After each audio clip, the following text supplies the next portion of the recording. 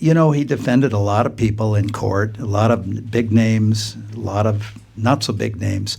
But one thing for sure, if you were a friend of Peter's and you had the most minor infraction, a parking ticket, a ticket for maybe going a little bit over the speed limit, Peter would say, no problem, I'll take care of it for you. It didn't matter. And not only that, he would never accept payment, at least not from me.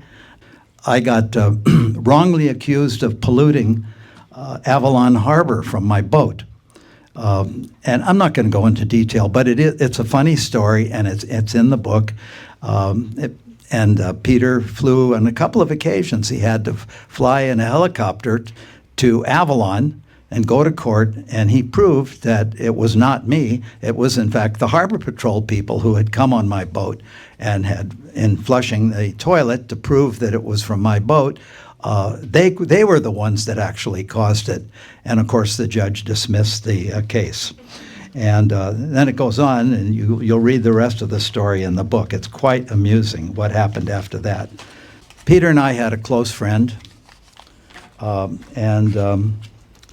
we ran into some difficulties. It turned out to be a bad business deal. Most of us have had that now and then in our past.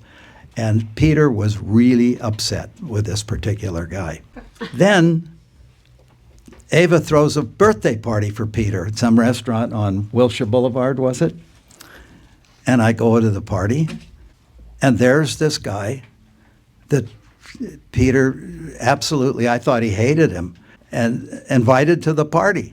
And I was shocked because I hadn't spoken to him either. And I said, well, you know, why are you here? And he said, well, because Peter invited me. So I went over to Peter. I said, Peter, I wasn't even allowed to mention his name, and here he is and it was some major birthday party, some decade or something like that. I said, Peter, you told me you hated him and you never wanted to hear his name again. And Peter goes, listen, Richard, he says, we're getting older. He says, we've done well. This fellow hasn't done that well. He says, we're too old to be holding grudges. Let it go. Let it go. Live our lives. And that was life-changing for me to hear that. And I used to hold grudges.